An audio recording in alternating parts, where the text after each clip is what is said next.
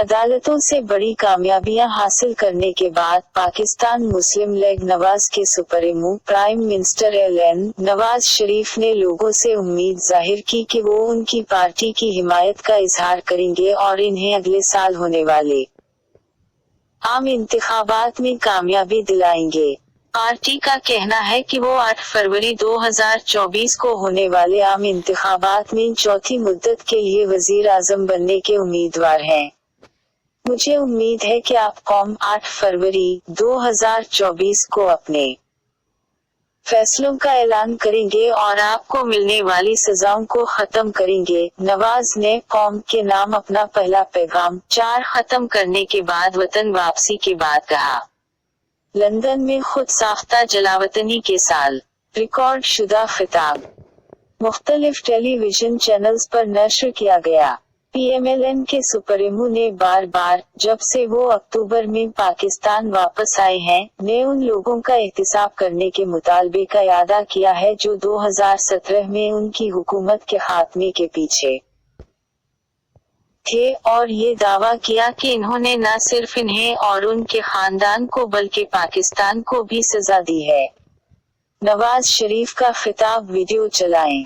मेरे लोगों, आपको किसी भी अदालत से रुजू करने की जरूरत नहीं है क्योंकि आप खुद जज हैं। साबिक वजीर आजम ने अपने हामियों से खिताब करते हुए कहा जब इन्होंने करप्शन के बड़े मुकदमात से बुरी होने की सूरत में अपनी कानूनी फतह के बाद पहली बार अपने हामियों से खिताब किया। इसे इस्लामाबाद हाई कोर्ट IHC ने खुद साख्ता जलावतनी से वापस आने के बाद नवाज के खिलाफ दूसरी बार बदउनवानी की सजा को कलअदम करार दे दिया। उसी अदालत ने गुज़श्ता माह सीनियर सियासतदान को उनके खानदान की जानिब से लंदन फ्लीट्स की खरीदारी से मुंसलिक बदउनवानी के इल्जाम से भी बुरी कर दिया था। ताहम मंगल को हाई कोर्ट की जानिब से ताज़ा तरीन रिलीफ ने नवाज के लिए कौमी इंतखाबात लड़ने के लिए हल होने की आखिरी बड़ी रुकावटों में से एक को हटा दिया।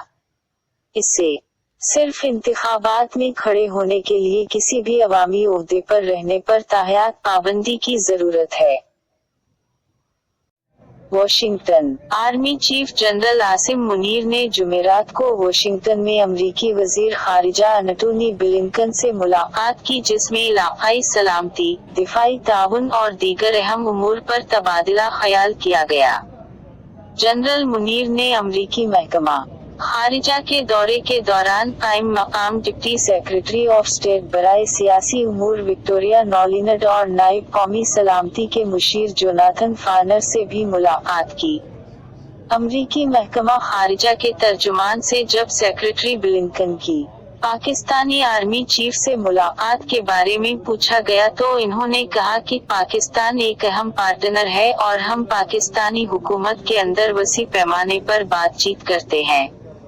तर्जुमान ने मजीद कहा कि हम इलाकाई सलामती और दिफाई ताउन पर पाकिस्तान के साथ शिराकत दारी जारी रखने के मुंतज़िर हैं। बरीनड रहनुमा एडवोकेट शीर अफजल मरूद को जुमेरात को लाहौर हाई कोर्ट के बाहर से गिरफ्तार कर लिया गया जहां वो एहतजाज में शामिल होने के लिए पहुंचे थे।